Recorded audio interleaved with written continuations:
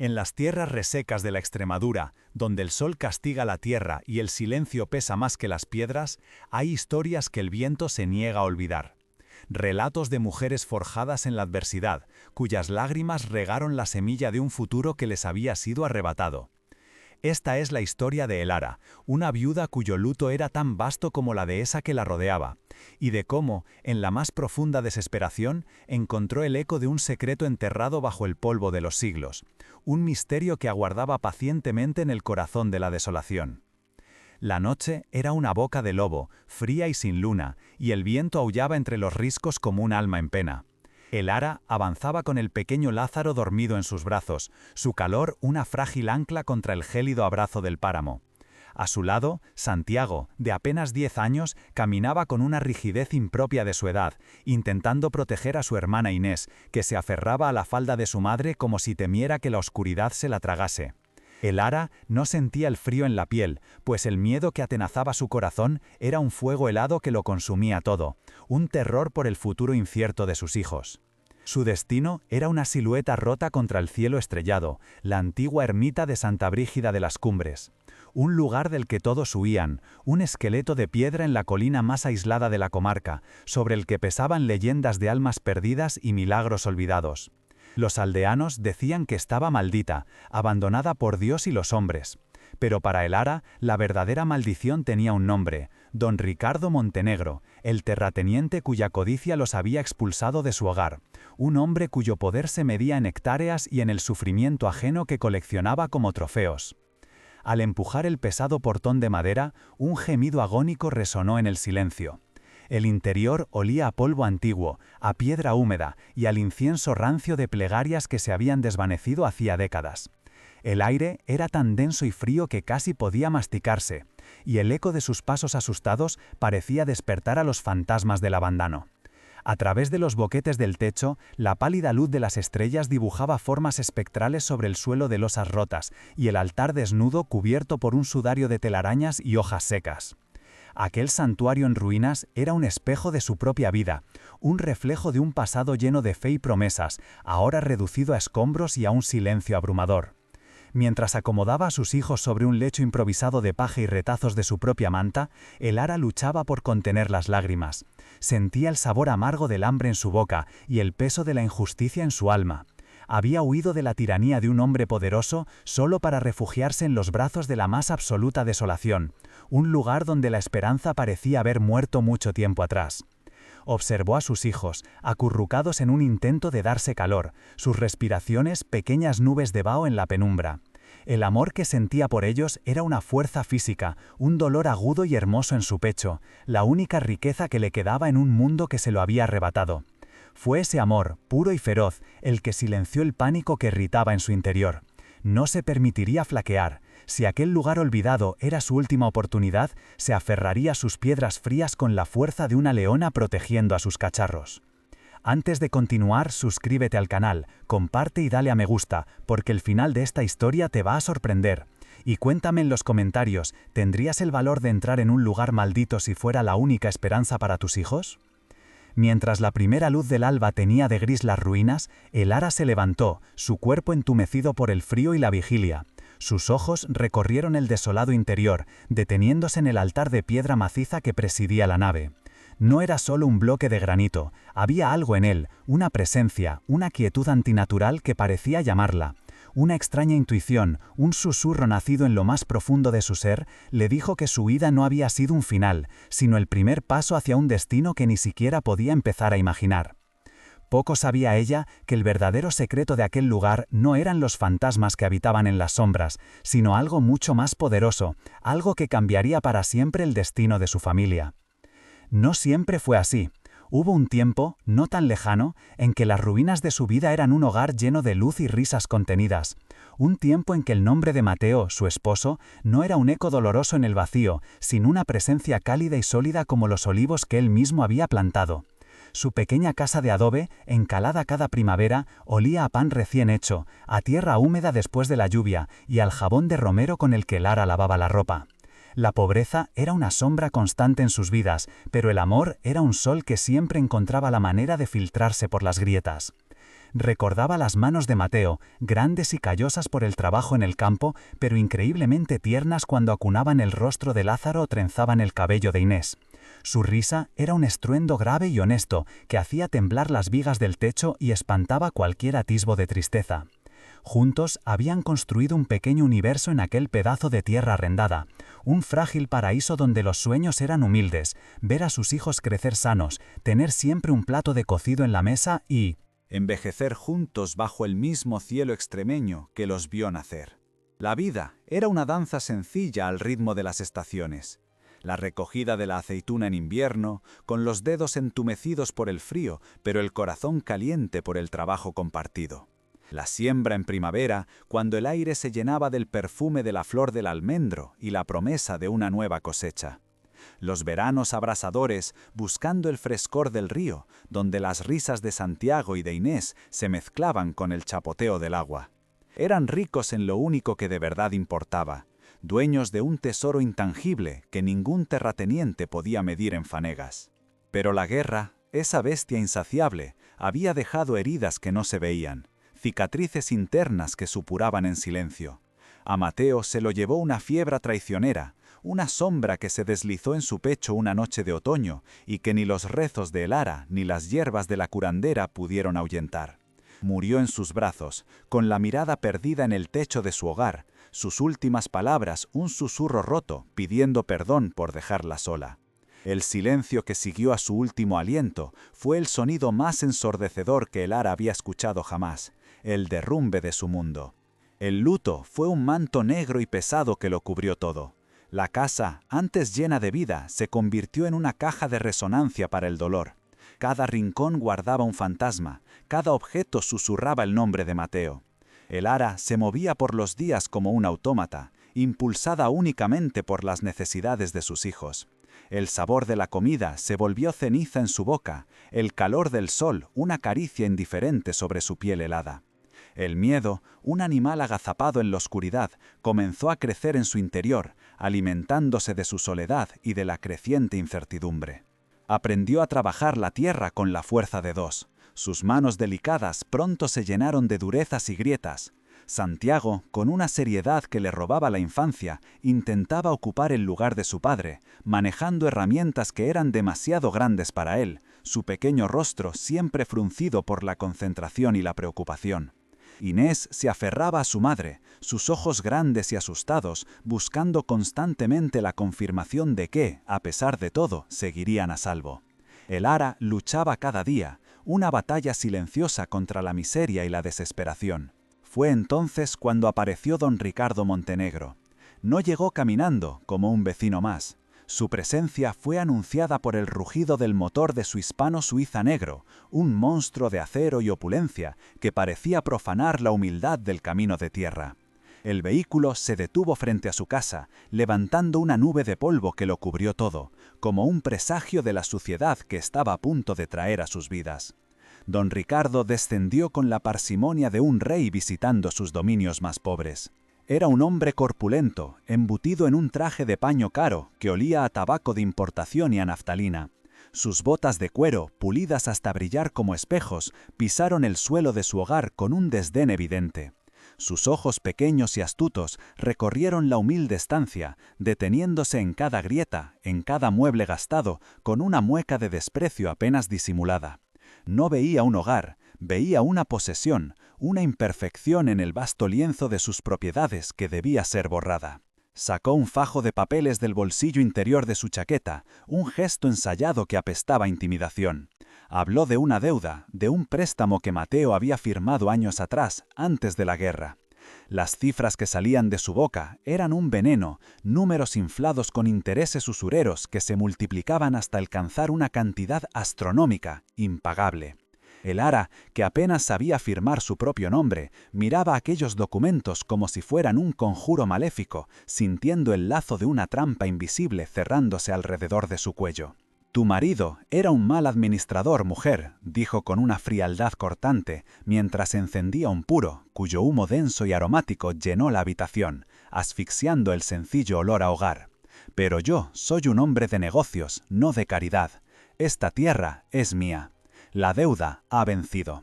El ara sintió que el suelo desaparecía bajo sus pies. El miedo que había mantenido a raya durante meses se desbordó, un torrente helado que la paralizó. Miró los rostros aterradores de sus hijos que se habían escondido detrás de ella y encontró la fuerza para suplicar. Le rogó, le imploró, le ofreció su trabajo y el de sus hijos de por vida para saldar aquella supuesta deuda. Le habló de la memoria de su marido, de la promesa que le hizo de cuidar de su familia en esa tierra. La respuesta de don Ricardo fue una risa seca, desprovista de cualquier atisbo de humanidad. Una risa que se burlaba de su dolor, de su impotencia. El desprecio en su mirada era más hiriente que cualquier golpe físico. Para él, ella no era una viuda luchando por sus hijos.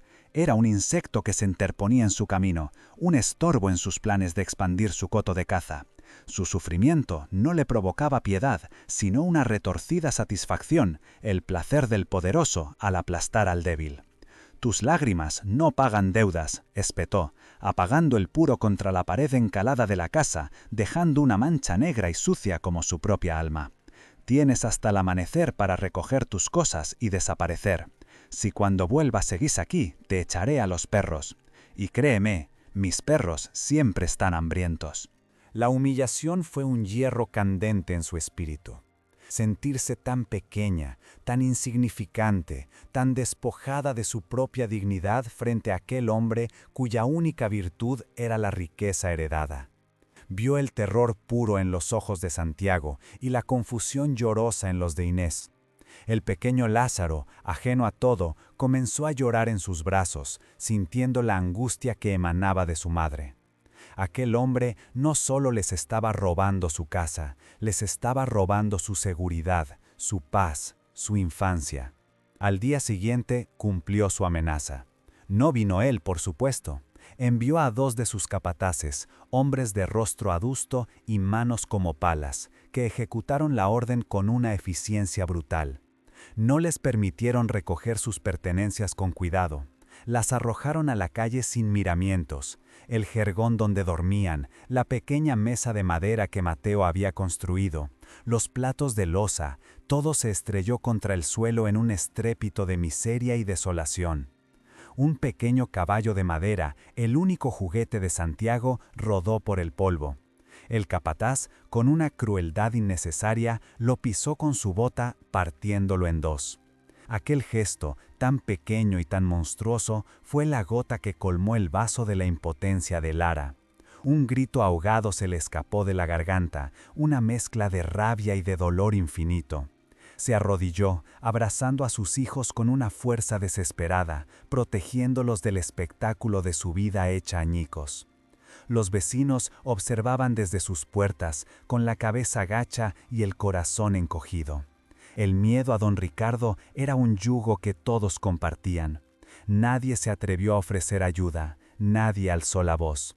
En su momento de mayor necesidad, el ara descubrió la amarga verdad del abandono. Estaban solos, expulsados no solo de su hogar, sino de la comunidad que los había visto crecer. La sociedad, encarnada en el silencio cómplice de sus iguales, les había dado la espalda. Sentada sobre el polvo del camino, rodeada de los escombros de su pasado, el ara sintió que la desesperación la ahogaba. Podría haberse rendido, podría haberse dejado consumir por el dolor y la injusticia. Pero entonces miró los rostros de sus hijos, sus ojos fijos en ella, buscando una respuesta, una brizna de esperanza en medio de la catástrofe. Y en ese instante el dolor se transformó en una furia fría y cristalina. Una determinación de acero se forjó en las brasas de su humillación. No se doblegaría, no les daría a sus hijos un futuro de mendicidad y vergüenza. Si el mundo de los hombres le había cerrado todas las puertas, buscaría refugio en los lugares que ellos temían. Fue entonces cuando la imagen de la ermita de Santa Brígida acudió a su mente. El lugar maldito, el esqueleto de piedra en la cima de la colina. Un lugar abandonado por todos, un lugar donde nadie, ni siquiera la codicia de don Ricardo, se atrevería a buscarlos. Se puso en pie, limpió las lágrimas de sus hijos con el dorso de su mano y los ayudó a levantarse. Recogió los pedazos del caballo de madera roto, un símbolo de todo lo que habían perdido, pero también de lo que se negaba a olvidar. Reunió lo poco que pudo salvar en un hatillo, alzó a Lázaro en brazos y sin mirar atrás comenzó a caminar. Cada paso que la alejaba de su hogar era un paso hacia lo desconocido, un acto de fe ciega en la única riqueza que le quedaba, el amor inquebrantable por sus hijos. La decisión estaba tomada, huiría hacia el corazón de la desolación, se escondería en el regazo de las leyendas y los miedos. Se adentraría en el santuario del olvido, porque en un mundo gobernado por la crueldad, a veces la única salvación se encuentra en los lugares que han sido condenados. Su caída no sería un final, sino el comienzo de una lucha que ni ella misma podía prever. La noche caía, y bajo su manto, una madre y sus 3 hijos caminaban hacia su incierto destino. Los días que siguieron a la expulsión se desdibujaron en una pesadilla de polvo y desamparo. El sol, antes un compañero de faena, se convirtió en un verdugo implacable que agrietaba sus labios y quemaba su piel desprotegida. La noche no traía alivio, sino un frío húmedo que se calaba en los huesos, un frío que ni el calor de los cuerpos de sus hijos acurrucados contra el suyo lograba disipar. Durmieron la primera noche en el lecho seco de un arroyo, sobre un colchón de hojas muertas y piedras afiladas, mientras el cielo, indiferente y cuajado de estrellas, parecía burlarse de su insignificancia. El ara veló el sueño inquieto de sus hijos, escuchando el ular de los búhos y el susurro del viento, que sonaban como lamentos de otras almas perdidas. El hambre era ya una bestia viva en sus entrañas, un dolor sordo y constante que le recordaba a cada instante su fracaso. Había guardado el último trozo de pan para los niños, y el sabor amargo de su propia saliva era todo lo que tenía para engañar a su estómago. Sentía la mirada de Santiago sobre ella en la penumbra, una mirada cargada de preguntas que no se atrevía a formular y de una gravedad que le partía el alma. Al amanecer reemprendieron la marcha sin rumbo fijo, convirtiéndose en espectros errantes en los caminos que antes recorrían con la dignidad de quien pertenece a un lugar. Cada carro que pasaba, cada campesino que volvía del campo, desviaba la mirada. El estigma de haber sido expulsados por don Ricardo era una marca invisible pero indeleble, una lepra social que los aislaba del mundo. Eran los parias, el recordatorio viviente del poder del terrateniente, y nadie se atrevía a mancharse con la desgracia ajena por miedo al contagio. Llegaron a un pueblo al atardecer, con los pies sangrando y el espíritu hecho jirones. La esperanza de encontrar un corazón caritativo, una puerta abierta, se desvaneció con la misma rapidez con la que se cerraban las ventanas a su paso. Las mujeres retiraban a sus hijos de las calles, los hombres escupían al suelo con desdén. El ara llamó a la puerta de la casa parroquial, aferrándose a la idea de que la iglesia no podría darles la espalda, pero el cura, un hombrecillo de ojos asustados y sotana raída, solo pudo ofrecerles una oración y la recomendación de seguir su camino. La humillación de la mendicidad fue un veneno que se extendió por sus venas. Ver a Inés mirar con anhelo el pan que se enfriaba en el alféizar de una ventana, oler el guiso que se cocinaba en una casa cuyo umbral no podían cruzar, fue una tortura más profunda que el hambre física. Elara se sentía despojada de todo, incluso de su identidad. Ya no era una esposa, ni una vecina, ni siquiera una viuda digna de compasión. Era una sombra molesta, un problema que nadie quería ver, una mancha en la pulcra fachada de la resignación comunitaria. Aquella noche, una lluvia fina y helada comenzó a caer, una llovizna persistente que empapó sus ropas y convirtió su miseria en un castigo glacial.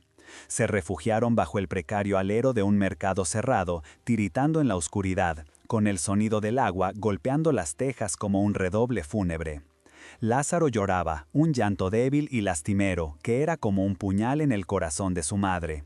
Elara lo acunó, intentando transmitirle un calor que ya no poseía, mientras sentía cómo la última llama de su voluntad comenzaba a extinguirse. La desesperación era un océano negro y profundo que amenazaba con engullirla. Miró los rostros pálidos y exhaustos de sus hijos, dormidos al fin por el puro agotamiento, y se sintió la peor de las madres. Les había fallado a la memoria de Mateo. El mundo era un lugar cruel y despiadado, y ella no tenía armas para luchar contra él. Un sollozo seco y silencioso sacudió su cuerpo. Era el sonido de una rendición, el reconocimiento de que quizás don Ricardo había ganado. El dolor de una madre que contempla el sufrimiento de sus hijos es un abismo sin fondo, una herida que el tiempo no puede cerrar. Si esta historia está resonando en las fibras de tu alma, si sientes la injusticia de su destino ardiendo en tu pecho como un fuego propio, ayuda a que esta leyenda no se pierda en el olvido. Deja que tu apoyo sea un faro en su oscuridad. Comparte su viaje con aquellos que aún creen en la fortaleza del espíritu humano y únete a nosotros para que las voces de las helaras de este mundo nunca más sean silenciadas por la indiferencia. Fue en ese momento, en el punto más bajo de su existencia, cuando una figura encorvada se acercó a ellos desde las sombras del callejón. Era una anciana, una de esas mujeres a las que el tiempo y la dureza de la vida han despojado de todo menos de la mirada. Sus ojos, hundidos en un mapa de arrugas, los observaron con una extraña mezcla de lástima y conocimiento. No llevaba nada que ofrecer, sus propias manos estaban vacías, pero sus palabras llevaban el peso de los secretos del lugar. El miedo a Montenegro os ha cerrado todas las puertas, graznó con una voz que parecía el crujido de hojas secas. Los hombres de aquí tienen la espalda fuerte para el arado, pero el alma débil para la compasión. No encontraréis refugio entre los que temen perder lo poco que tienen. Elara levantó la vista, sin fuerza siquiera para responder. La anciana se inclinó y su aliento olía a anís y a pobreza. Señaló con un dedo huesudo hacia las colinas que se recortaban, negras y amenazantes, contra el cielo nocturno. Una silueta apenas perceptible se adivinaba en la cima más lejana, una herida de tierra en la piel de la montaña. Allí arriba, susurró, y su voz se cargó de un temor reverencial. Está Santa Brígida de las Cumbres. Nadie va, ni los pastores se atreven a acercar sus rebaños. Dicen que las almas de los monjes que la construyeron siguen penando entre sus muros, que por las noches se oyen los cantos de misas olvidadas. Dicen que está maldita. La palabra maldita flotó en el aire helado. Para cualquier otro habría sido una advertencia, una sentencia de muerte. Pero para Elara, en cuyo interior ya no quedaba nada que perder, la palabra sonó como una promesa. Un lugar maldito era un lugar libre del yugo de los hombres. Un lugar temido por todos era un lugar seguro. Un santuario donde la codicia de don Ricardo no se atrevería a poner el pie. La anciana la miró fijamente, comprendiendo el cambio que se había producido en los ojos de la viuda. Vio cómo la desesperación se retiraba para dar paz a una resolución tan fría y dura como el granito de la ermita. No dijo nada más, simplemente asintió lentamente y se perdió de nuevo en la oscuridad de la que había surgido, como un fantasma que entrega su mensaje y se desvanece. Una nueva fuerza, nacida de la más absoluta de las derrotas, recorrió el cuerpo de Lara. El miedo a lo desconocido, a los fantasmas y a las leyendas era un lujo que no podía permitirse. El verdadero terror tenía el rostro de sus hijos consumiéndose por el hambre y el frío. La maldición de un lugar abandonado era infinitamente preferible a la maldición de la crueldad humana que habían experimentado. Se puso en pie con una lentitud dolorosa, su cuerpo protestando por cada movimiento. Despertó suavemente a Santiago y a Inés, susurrándoles palabras de aliento que ahora, por primera vez en días, ella misma creía. Les habló de un castillo de piedra en lo alto de la montaña, un refugio donde nadie podría hacerles daño, un lugar donde estarían a salvo. Con Lázaro de nuevo en sus brazos y sus otros 2 hijos aferrados a su falda, Elara dio la espalda al pueblo que les había negado auxilio y comenzó a caminar hacia la colina. Cada paso era un acto de fe ciega, un desafío a su propio miedo y a las supersticiones de un mundo que la había repudiado. Se adentraba en el corazón de la leyenda, buscando la salvación en el mismo lugar que todos los demás habían condenado. La subida final a la ermita fue un calvario silencioso, una última prueba de resistencia contra un mundo que parecía decidido a quebrarlos. El viento en la cumbre era un cuchillo afilado que cortaba la piel y rogaba el aliento, aullando entre las peñas con una furia primigenia. Cada paso sobre las piedras sueltas era un riesgo, cada ráfaga helada una amenaza que intentaba arrancar al pequeño Lázaro de los brazos de su madre. La silueta de la ermita, recortada contra un cielo de un gris plomizo, no parecía un refugio, sino la osamenta de un monstruo prehistórico que aguardaba para devorar sus últimas esperanzas. Al cruzar finalmente el umbral, el aullido del viento fue reemplazado por un silencio sepulcral, denso y opresivo. El aire en el interior era una mezcla sofocante de polvo milenario, moho incrustado en la piedra y el hedor rance de los nidos de alimañas que habían hecho de aquel lugar su hogar. Era un olor a tumba, a santidad abandonada y a olvido. La luz que se filtraba por los boquetes del techo era débil y enfermiza, revelando un escenario de devastación absoluta.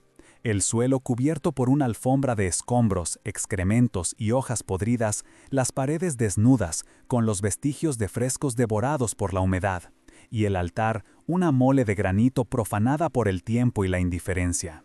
Aquel primer día no hubo tiempo para el lamento ni para el miedo. La supervivencia era un instinto feroz que se impuso a la desesperación. Mientras los niños se acurrucaban en el rincón menos expuesto a las corrientes, temblando de frío y de espanto, el ara se convirtió en una fuerza de la naturaleza. Con una rama rota como escoba, comenzó a barrer la inmundicia, levantando nubes de polvo que se pegaban a su sudor y a sus lágrimas silenciosas. Trabajó hasta que sus manos, acostumbradas a la tierra pero no a la piedra, sangraron, y su espalda se dobló bajo un dolor que era tan físico como espiritual. Santiago, con una determinación que reflejaba la de su madre, intentaba ayudar. Arrastraba piedras más pequeñas, intentando tapar los agujeros más bajos de las paredes por donde se colaba el viento. Su rostro infantil, manchado de hollín y de tierra, era una máscara de concentración. Veía el agotamiento de su madre, y en su corazón de niño que había crecido demasiado rápido, sentía el peso de una responsabilidad que no le correspondía.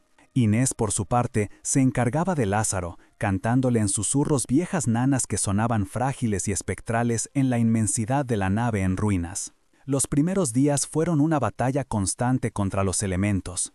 El ara descubrió un pequeño manantial de agua clara a media ladera, un hilo de vida en medio de la desolación. Y cada viaje para llenar el cántaro era un desafío contra el viento y el terreno escarpado.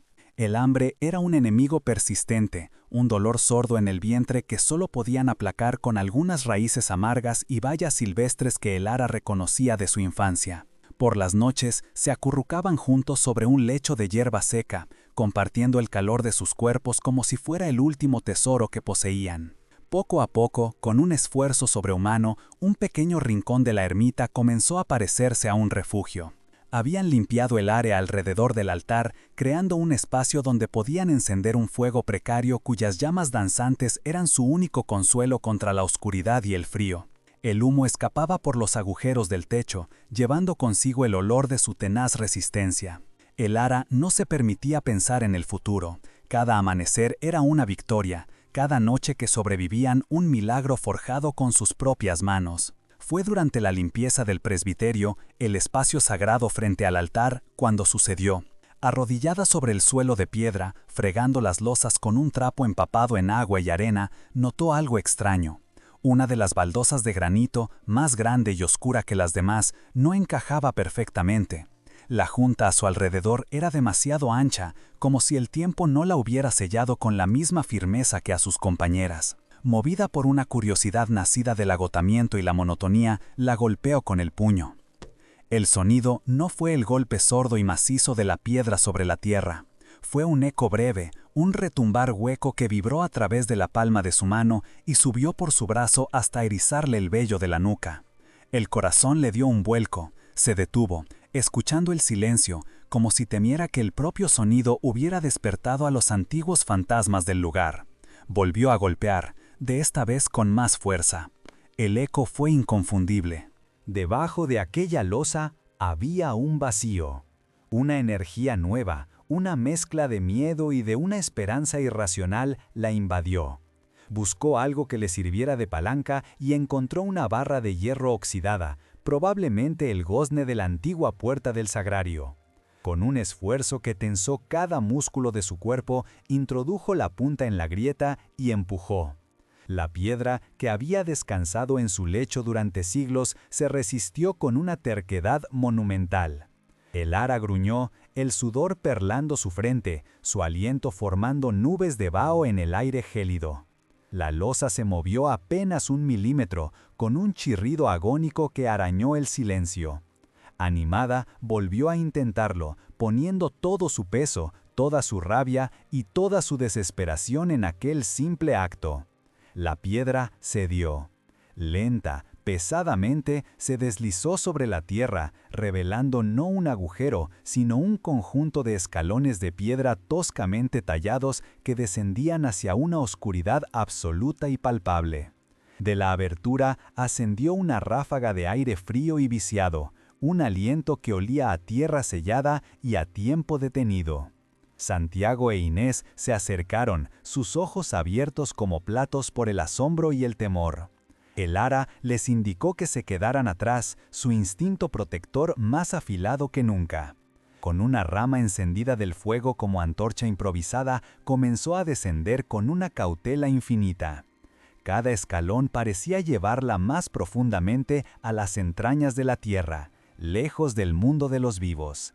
El aire se volvía más denso, más frío, y el único sonido era el crepitar de su antorcha y el latido desbocado de su propio corazón. Los escalones terminaban en una pequeña cripta, una habitación cuadrada de no más de 3 metros de lado, con las paredes de piedra seca. No había tumbas ni huesos, solo el suelo de tierra apisonada. Y en el centro, como el corazón de aquel secreto, reposaba un arcón de madera oscura, casi negra. No era un cofre de tesoro de cuento de hadas, era robusto, funcional, reforzado con bandas de hierro ennegrecido y desprovisto de cerradura, como si su contenido estuviera protegido no por un candado, sino por el propio olvido. Con manos temblorosas, el ara se arrodilló y levantó la pesada tapa. El chirrido de las bisagras oxidadas fue el primer sonido que se escuchaba en aquella cámara en quizás cientos de años. La luz danzante de su antorcha iluminó el interior y por un instante la decepción la invadió. No había oro, ni joyas, ni ninguna de las riquezas con las que los pobres sueñan para escapar de su miseria. El interior estaba forrado con un terciopelo que alguna vez fue carmesí y ahora era del color del vino seco. Sobre la tela raída descansaban varios objetos.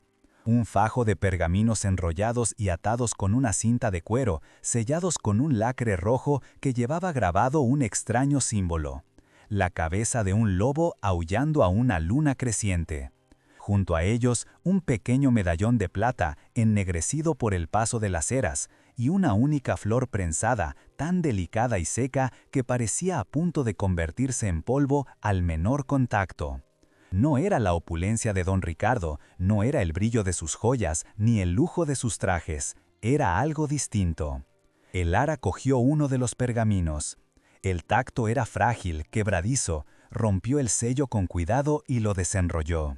La caligrafía era antigua, elegante, pero difícil de leer para alguien con sus escasos conocimientos. Sin embargo, mientras sus ojos recorrían las líneas, algunas palabras se destacaron como brasas en la oscuridad, nombres que conocía demasiado bien. Vio el apellido de su marido, Vega, repetido una y otra vez, ligado a títulos como guardianes y protectores. Y entonces vio el otro nombre, escrito con una tinta diferente, como una nota al margen, una adición posterior: Montenegro. Su corazón se detuvo.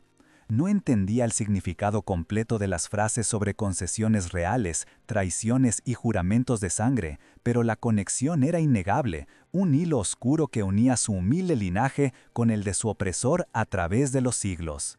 Cogió el medallón de plata, era pesado en su mano. Al abrirlo, descubrió que estaba vacío, a excepción de lo que parecía un único y minúsculo grano de tierra oscura, casi como una semilla petrificada adherido a una de sus mitades. No comprendía su propósito, pero sintió un extraño poder emanando de él, una conexión con la tierra que pisaba, con la historia que la había llevado hasta allí. Allí, en la oscuridad subterránea, el ara comprendió. Aquello que había encontrado no era un tesoro para hacerla rica, era algo infinitamente más valioso y peligroso. Era la verdad, era la prueba de una injusticia mucho más antigua y profunda que su propia desgracia. No era la llave para una vida de lujos, sino el arma que necesitaba para luchar por su dignidad. Una calma gélida se apoderó de ella, reemplazando el miedo y la desesperación. La viuda asustada que había huido en la noche había muerto en aquella cripta. En su lugar, de pie en el corazón secreto de la ermita, se erguía una mujer que acababa de descubrir que no era solo una víctima. Era la heredera de un legado, la guardiana de un secreto y la portadora de una justicia que había esperado siglos para ser despertada. La lucha no había terminado, acababa de empezar. El rumor no nació en la plaza del pueblo, ni en el susurro de las lavanderas junto al río. Nació de la inquietud de un solo hombre, uno de los capataces de don Ricardo. Una noche, incapaz de sacudirse la imagen de la viuda y sus hijos caminando hacia las colinas malditas, una mezcla de curiosidad malsana y un retorcido sentido de la responsabilidad le hizo cabalgar hacia la ermita. No se atrevió a acercarse, pero desde la distancia vio una luz parpadeante en una de las ventanas rotas, un fuego imposible en un lugar que llevaba un siglo muerto. Corrió a informar a su patrón, no con la verdad de una familia miserable buscando refugio, sino con la única historia que la mente de un hombre como don Ricardo podía concebir. Habló de luces secretas, de actividad nocturna, de la posibilidad de que la viuda hubiera sabido de un tesoro escondido, un alijo de oro de los monjes o quizás un botín de la guerra. La palabra tesoro fue la chispa en la pólvora de la codicia de Montenegro. La idea de que aquella mujer insignificante pudiera haber encontrado riquezas en sus tierras le resultó un insulto personal, una afrenta intolerable a su poder omnímodo. La noticia del posible hallazgo se extendió por la mente de don Ricardo como una fiebre. No podía soportar el pensamiento de que la fortuna le sonriera a alguien a quien él había despojado de todo. El oro, las joyas, las reliquias de valor incalculable que su imaginación febril comenzó a forjar le pertenecían por derecho, por el simple hecho de estar dentro de los límites de su vasto dominio. La posibilidad de que Elara, una mujer a la que consideraba poco más que un insecto, pudiera poseer algo que él no tenía, era una espina envenenada clavada en lo más profundo de su arrogante orgullo. No esperó al amanecer. La impaciencia, alimentada por una avaricia que era una enfermedad del alma, lo consumía. Hizo preparar su imponente Mercedes-Benz, un coloso de acero alemán cuyo motor rugía con una potencia que parecía desgarrar el silencio sagrado de la noche extremeña. A su lado, en el asiento de cuero que olía a lujo y a poder, iban sus dos capataces más leales y brutales, hombres cuyos escrúpulos habían sido reemplazados hacía mucho tiempo por el miedo y la obediencia ciega a su amo. El vehículo devoraba el camino de tierra, sus faros cortando la oscuridad como dos ojos depredadores en busca de su presa. Elara sintió su llegada mucho antes de verlos. Fue una vibración en la tierra, un temblor sordo que ascendió por las piedras de la ermita y resonó en la cavidad de su pecho. Luego escuchó el rugido lejano del motor, un sonido profano en aquel santuario de silencio y viento. Su corazón, que había encontrado una extraña paz en los últimos días, volvió a latir con la violencia del pánico. Abrazó a sus hijos que se despertaron asustados por el estruendo y supo que la tregua había terminado. La bestia había olido su rastro y venía a reclamar lo que creía suyo. El coche se detuvo bruscamente frente a la entrada, sus faros inundando el interior de la ermita con una luz blanca y cruel que borraba las sombras y exponía cada grieta, cada mancha de humedad, cada detalle de su miseria. La puerta del vehículo se abrió con un chasquido seco y la silueta corpulenta de don Ricardo se recortó contra el resplandor. Entró sin llamar, sus botas de piel de cocodrilo pisando con arrogancia las losas que Elara había limpiado con sus propias manos. El olor de su colonia cara y el humo de su puro invadieron el aire, una plaga de opulencia en un espacio de sagrada pobreza. Sus ojos pequeños y rapaces recorrieron la estancia, ignorando a los niños acurrucados y a la mujer que se erguía frente a ellos como una loba. Su mirada se clavó en el arcón de madera oscura, que Elara había subido de la cripta y ahora reposaba junto al altar como un testamento silencioso. Una sonrisa torcida, una mueca de triunfo y desprecio se dibujó en su rostro congestionado. Para él, la prueba era irrefutable, había un tesoro y aquella estúpida viuda se lo había puesto en bandeja. Así que, los rumores eran ciertos, dijo. Siempre supe que tu marido era un necio, pero no imaginé que fuera tan astuto como para esconder su fortuna aquí. Entrégamelo, mujer, todo lo que hay en esa caja es mío, pertenece a esta tierra, y esta tierra me pertenece a mí. El ara no se movió. El miedo seguía allí, un nudo helado en su estómago, pero estaba recubierto por una capa de algo nuevo, algo duro y afilado como el sílex. Era la certeza de su derecho, la fuerza que le conferían los siglos de injusticia documentados en aquellos pergaminos. Miró a don Ricardo, no como a un terrateniente, sino al descendiente de un ladrón, a un usurpador cuyo poder se había construido sobre una mentira. Su silencio fue más elocuente que cualquier grito. La calma de el ara enfureció a Montenegro. Estaba acostumbrado a las súplicas, a las lágrimas, al temblor de los débiles. La quietud digna de aquella mujer era un desafío que no podía tolerar. Dio un paso adelante, su corpulencia proyectando una sombra que amenazaba con engullirla. Sus hombres se movieron con él, flanqueándolo como dos perros de presa listos para atacar a la orden de su amo. La tensión en el aire era tan densa que se podía sentir en la piel, un preludio de violencia contenida. «Estás sorda», espetó, su voz subiendo de tono, teñida de una impaciencia brutal. «No tengo toda la noche, dame el oro, o juro por mi apellido que sacaré a tus mocosos de aquí a patadas y te dejaré sola para que me lo digas de otra manera». Fue entonces cuando el ara habló. Su voz no era un susurro asustado, sino un sonido claro y firme que resonó con una autoridad inesperada en la quietud de la ermita. No había súplica en sus palabras, solo el peso de una verdad inmutable.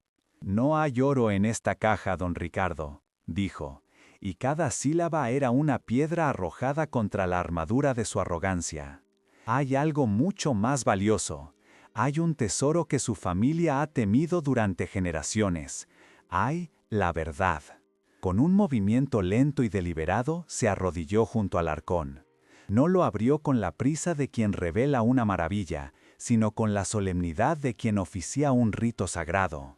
Levantó la pesada tapa de madera y, en lugar de un destello dorado, lo que la luz de los faros iluminó fue el color apagado y frágil de los pergaminos antiguos. Cogió uno de ellos, el que llevaba el sello de cera más intacto, y se puso en pie. Don Ricardo la miró con una confusión que rápidamente se transformó en ira. Se sintió burlado, estafado.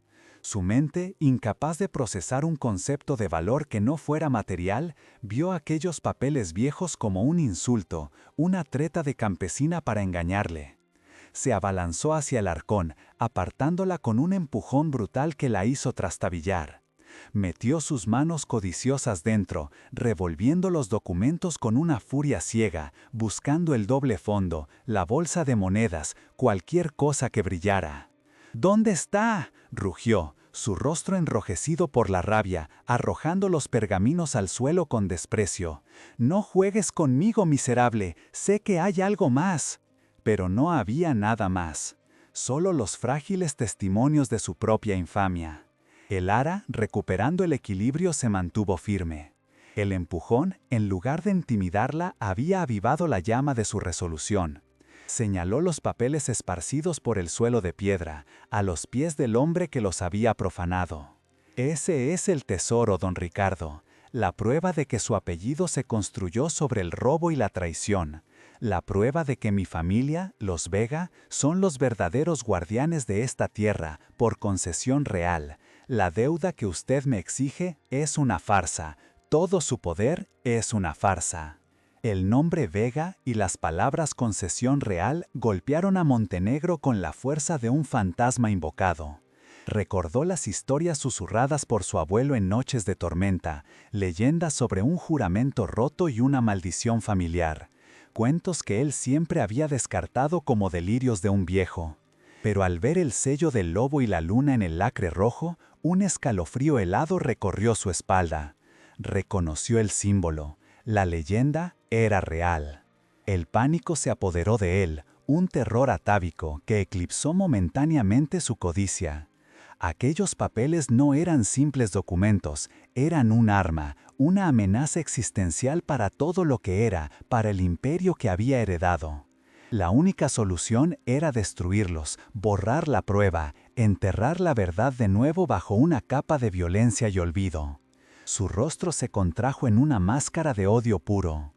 «¡Papeles de loco! ¡Mentiras!», gritó, aunque su propia voz temblaba de una convicción rota.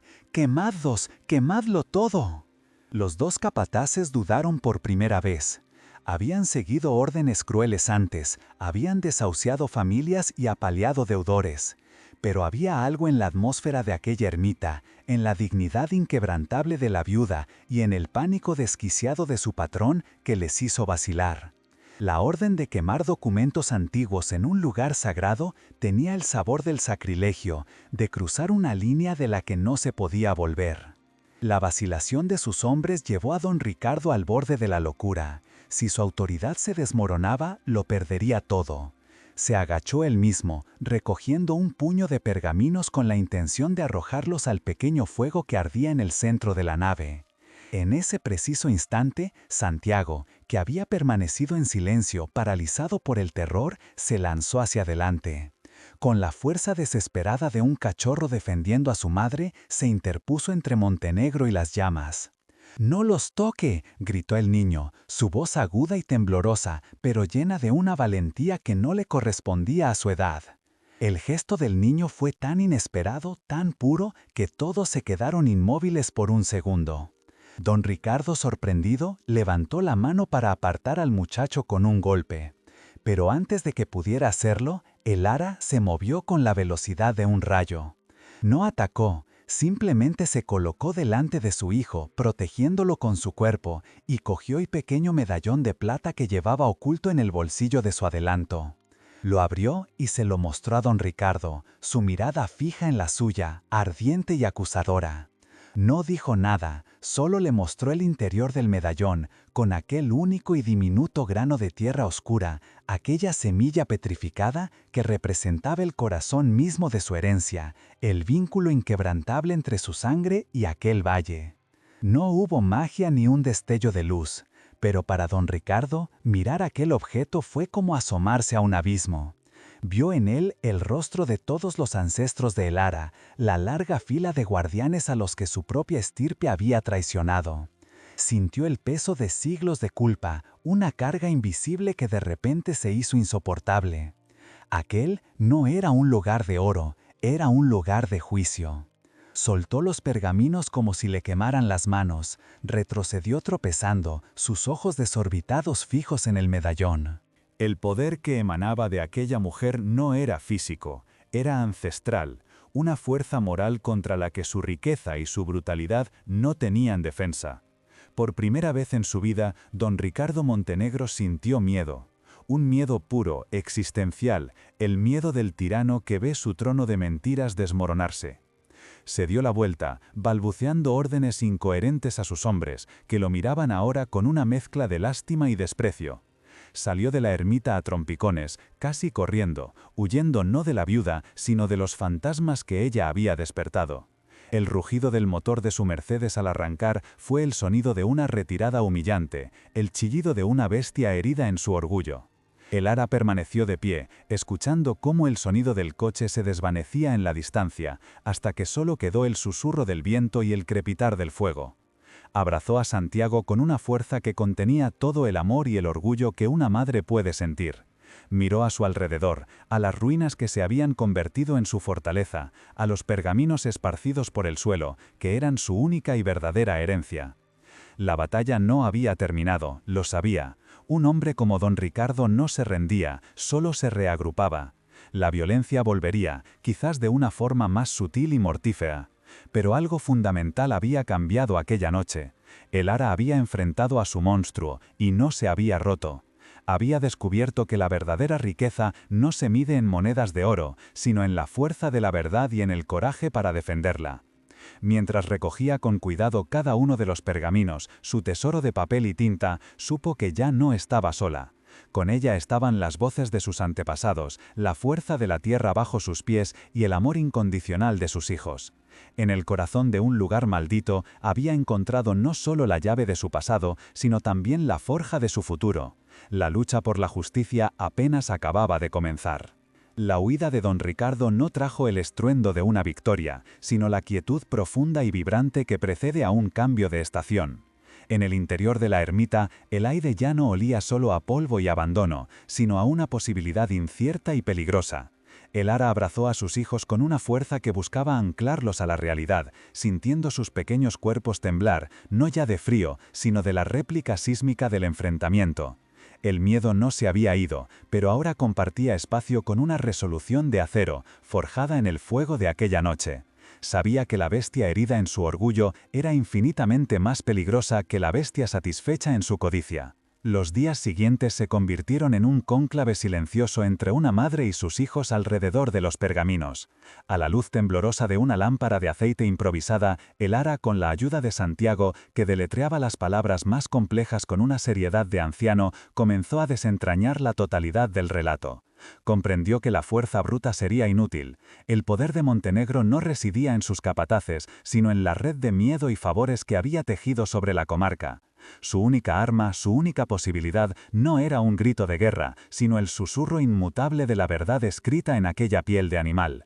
Una verdad que necesitaba una voz que supiera hablar el lenguaje de la ley. El plan nació de esa certeza, debía salir de su refugio, de la fortaleza de piedra que la había protegido, y adentrarse de nuevo en el mundo de los hombres, pero no como una fugitiva, sino como una reclamante. Viajaría a la capital de la provincia, a Cáceres, un lugar lo suficientemente grande y distante como para que la sombra de Montenegro no lo cubriera todo. Dejar a sus hijos era un desgarro en su alma, pero Santiago, con sus apenas 10 años, se irguió con una dignidad sobrecogedora. Él sería el guardián de la ermita, el protector de sus hermanos, un juramento que selló con una mirada que era el vivo retrato de su padre. El viaje fue una odisea de polvo y miradas furtivas. Consiguió un pasaje en el carro de un viejo tratante de ganado, un hombre de pocas palabras que no hizo preguntas. Sentada entre sacos de paja que olían a campo y a sudor animal, el ara apretaba contra su pecho el pergamino más importante, envuelto en un paño como si fuera un recién nacido. La ciudad la recibió con un estruendo de claxon, campanas y voces que era un asalto a sus sentidos, acostumbrados al silencio de la dehesa. Pero el miedo que sintió no era el de una víctima, sino el vértigo del soldado antes de la batalla decisiva. Tras días de preguntar, de ser mirada con desdén en los opulentos despachos de abogados cuyos nombres brillaban en placas de latón, encontró su destino en una callejuela umbría. El bufete de don Anselmo de la Fuente no tenía placa de latón, solo un nombre pintado sobre un cristal opaco por el polvo. El interior olía a papel viejo, a cera de parquet y a tabaco de pipa. Don Anselmo era un hombre mayor, de espina dorsal recta y ojos claros que parecían haberlo visto todo. Escuchó la historia de Elara con una paciencia escéptica, la historia de una campesina con delirios de grandeza. Pero el escepticismo se desvaneció como la niebla al amanecer en el momento en que Elara desenrolló el pergamino sobre la superficie de caoba de su escritorio. El anciano se inclinó, y sus dedos manchados de tinta rozaron el sello de cera roja con una reverencia casi religiosa. Reconoció la firma real, el latín arcaico de la concesión, la caligrafía de una época olvidada. En sus ojos no vio a una viuda desesperada, sino la encarnación de una justicia que llevaba siglos dormida. Y en su viejo corazón de litigante, la llama de una última y gloriosa batalla comenzó a arder. La noticia de la demanda cayó en el mundo de don Ricardo Montenegro como una broma de mal gusto. Se rió a carcajadas en su salón, rodeado de sus trofeos de caza y sus muebles importados de Francia. Envió a sus abogados de Madrid, hombres de trajes impecables y maletines de piel de cocodrilo, que llegaron en un flamante Pegaso C-102, cuyo motor sonaba a desprecio. Intentó silenciar la historia con dinero, con amenazas veladas que llegaban a los testigos potenciales en mitad de la noche. Se movió por los pasillos del poder, recordando viejos favores a jueces y políticos, seguro de que el peso de su oro aplastaría fácilmente el de un viejo papel.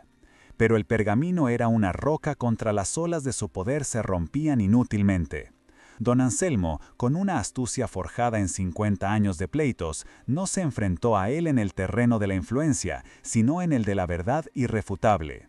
Llevó el documento a los archivos históricos, a los calígrafos de la universidad, a los expertos en sigilografía. Cada análisis confirmaba su autenticidad. La historia de la viuda y el terrateniente se convirtió en una leyenda susurrada en toda la provincia, un David contra Goliat que la gente seguía con el aliento contenido, anhelando ver por una vez caer al gigante. El día del juicio, la sala del tribunal era un hervidero de expectación.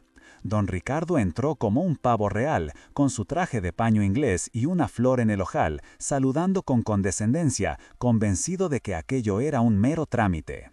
Elara se sentó en el banco opuesto, vestida con su ropa más humilde pero limpia, su dignidad como única armadura. No miró a su enemigo, sus ojos estaban fijos en el juez, un hombre de rostro severo e incorruptible, traído expresamente de la capital para dirimir un caso que ya era célebre. La voz del juez al leer la sentencia fue monótona, casi aburrida, pero cada palabra era un martillazo sobre los cimientos del imperio de Montenegro. Los peritos confirmaron la validez de la concesión real a la familia Vega. Las tierras, por derecho ancestral, pertenecían a la demandante, Elara Vega, última descendiente documentada.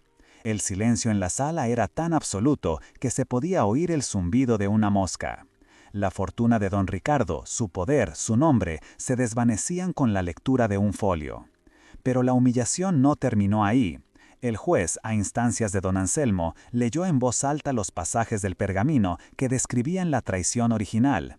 Relató cómo los Montenegro, sirvientes de confianza, habían usurpado las tierras aprovechando una plaga que diezmó a sus señores. Expuso el origen de su apellido, no como el de una estirpe noble, sino como el de unos traidores y ladrones.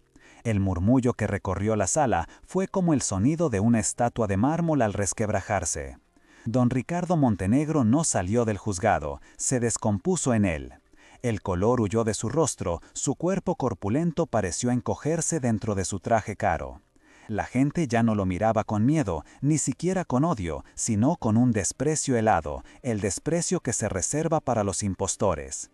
Su derrota no fue la pérdida de unas hectáreas, fue la aniquilación de su identidad, la demolición pública de la mentira sobre la que había construido su vida.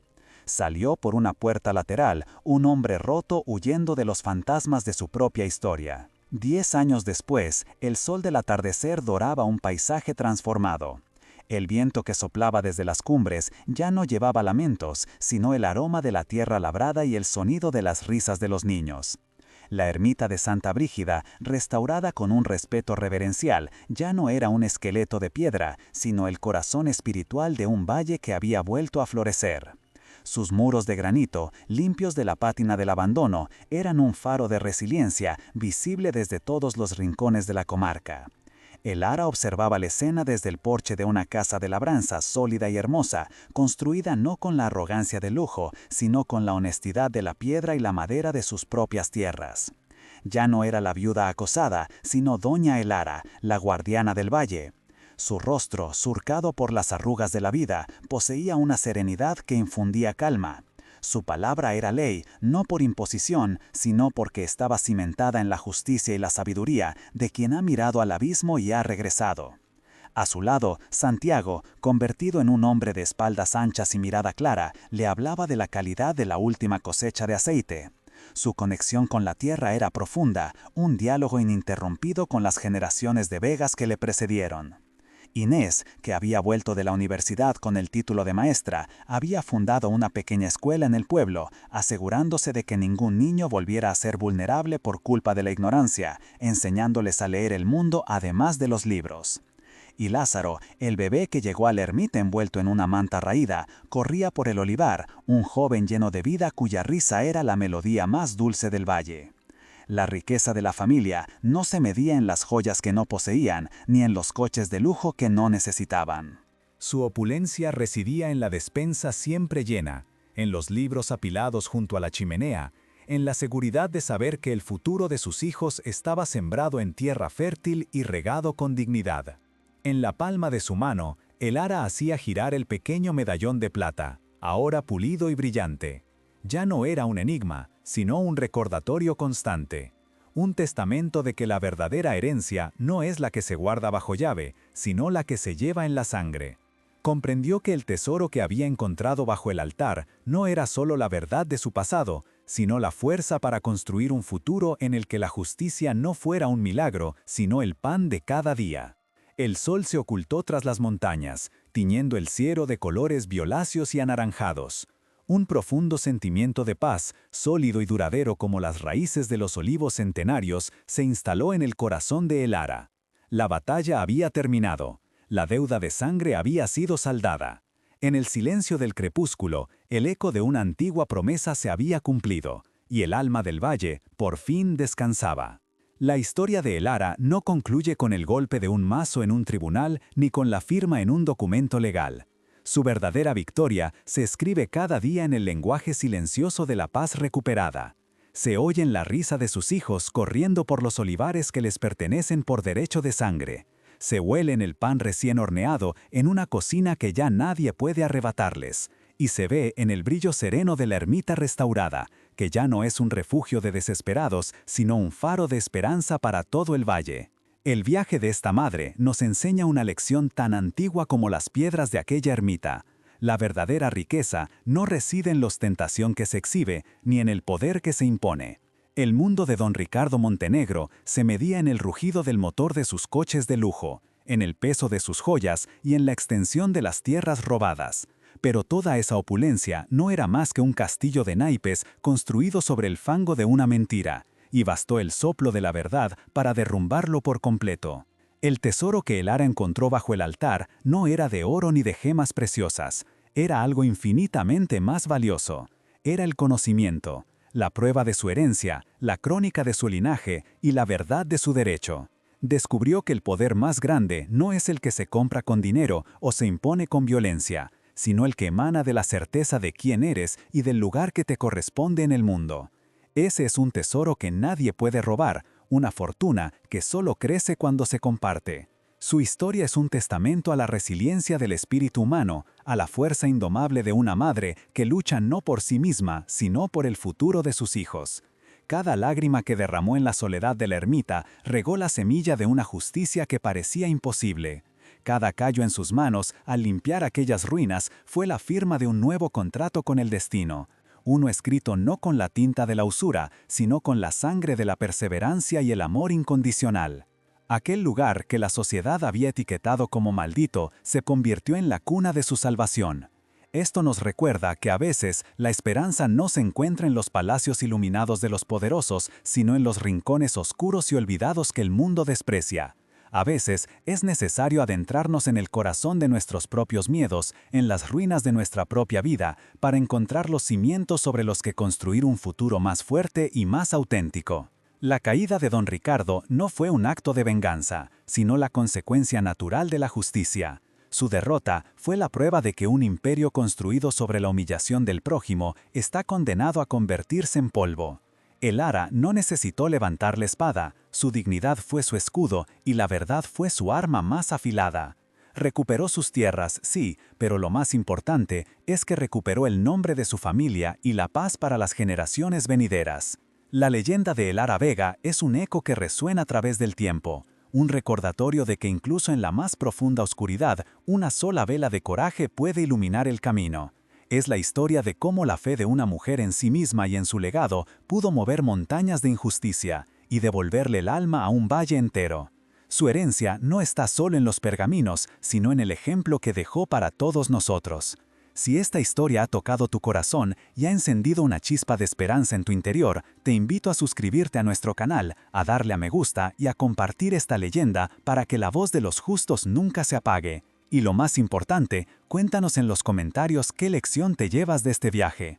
Tu perspectiva enriquece esta comunidad y nos ayuda a seguir buscando historias que, como la de Elara, merecen ser contadas. Queremos leer tu historia.